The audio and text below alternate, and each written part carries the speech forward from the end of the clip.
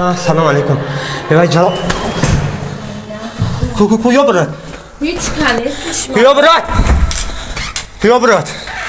چی میکنی در خونه آدم زن شدو؟ ها؟ چی میکنی؟ ها؟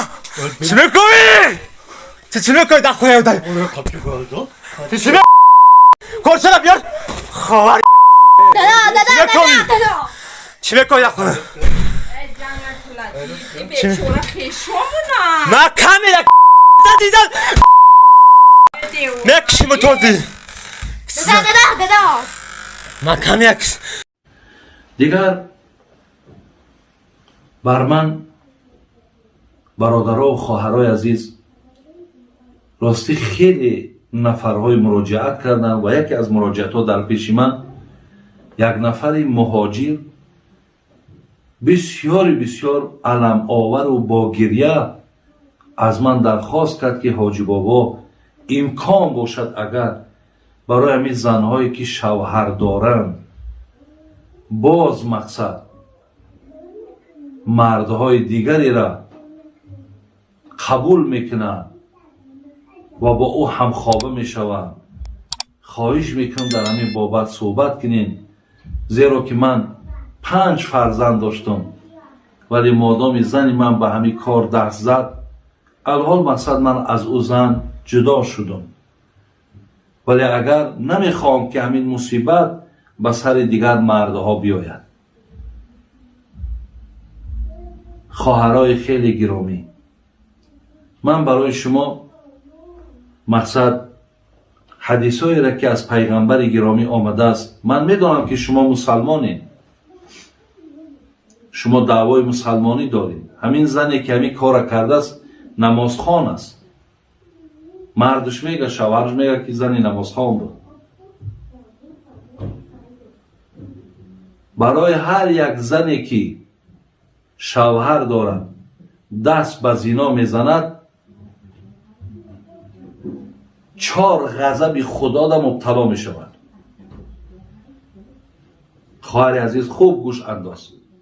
شاید من ایرا از روی دوستداری و از روی غمخواری و از روی این برای تو گویم که این 4 غضبی که در بالای تو هست تو از اینها رها بیابی.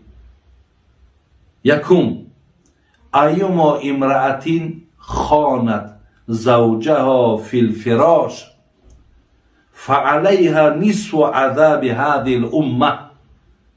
پیامبر ما گفت کدام زنی شوهرداره که مردکش خیانت میکنه، در جاگه خوابش مردی بیگانه ای را میاره، حضرت گفتن که بر این زن نصف عذاب امت من هست. خواهرای عزیز، نصف امت میدانین چند نفرن؟ اگر به شرط در روی عالم 1 میلیارد مسلمان باشد، 500 میلیون نفری که اگر مورد عذاب خدا باشند، چی مقدار عذاب اونها چی مقدار می شود؟ همون مقدار عذاب در سر تو.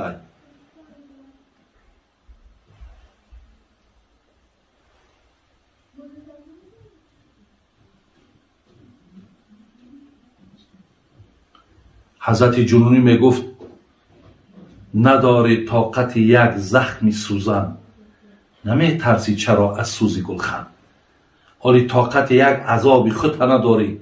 این 500 میلیونی که اگر مستجیب عذاب باشند و عذاب اونها را همش خداوند بر بالای تو بیاره، این حالی تو در او خانه قبر چی میشه؟ این یک عذاب بود. دویم عذاب، لیس منا من خبب امرأتا علی زوجها.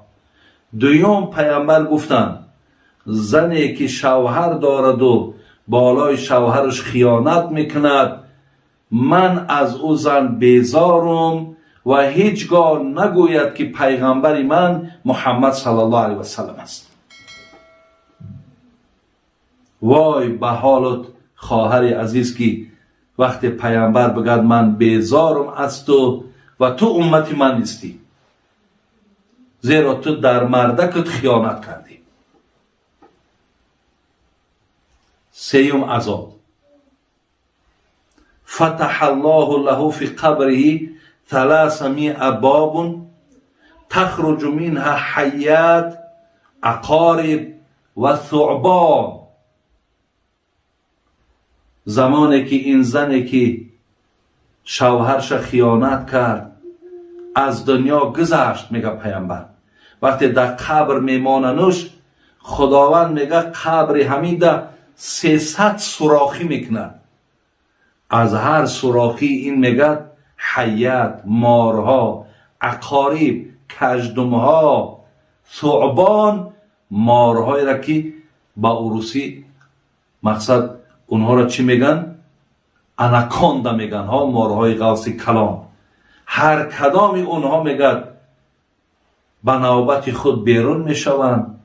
وقتی میبینند این زنی را که مردکش خیانت کرده است، میگه چنان غضبناک میشود که همو گوشت هاش پاره پاره میکند، وارد سوراخیش میشود. تا دیگرش برآمدن میگه خداوند بازی گوشت ها را جمع میکند، باز همین حالت ماری دیگر میگه انجام میتید.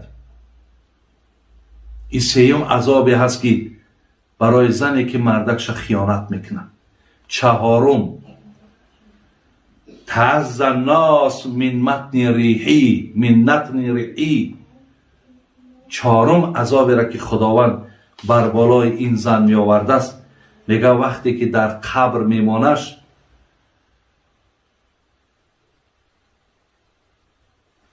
همون جمعی نفرهایی که در عذاب خدا بودن از بوی بد این زن میگه چنان ناراحت میشوند که در عذاب دوزخ ایخ ناراحت نیستن. چنان بوی بد فراشون میگرفته است که حتی میگفتن که پروردگارا مقصد با این عذابات طاقت داریم لیکن با بوی بد همین طاقت نداریم. خدایا امکانش باشد بوی بد همین را از ما دور کن.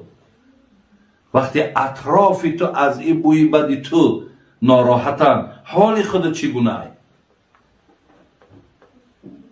خواهر عزیز، من این 4 عذاب به خاطر آن آوردم که به خدای مهربان قسم، من همچو یک دادر شما، همچو یک برادر شما، من به شما احترام میگذارم. شما مسلمان هستید و نمیخواهم که این مشکلات خاری در آخرت دامن تا بگیرن و در دنیا هم ببین که مقصد همین مادری را که حاضر من نامش خواندم، همین را فرزندش همین کار شنه و زیشت دید، پدرش آگاه کرد. بین فرزندای تو چقدر پراکندگی، بدبینی، دیگر تو را همچون مادرم دیگر نمیخوانند. این در دنیا هم برای تو خیلی خجالت و مشکلات، آخرت الکی فهمیدی. خدای مهربان توفیق منتید و علای مهربان هدایت کنند. اللهم صل علی محمد و علی آل محمد. سلام علیکم و رحمت الله.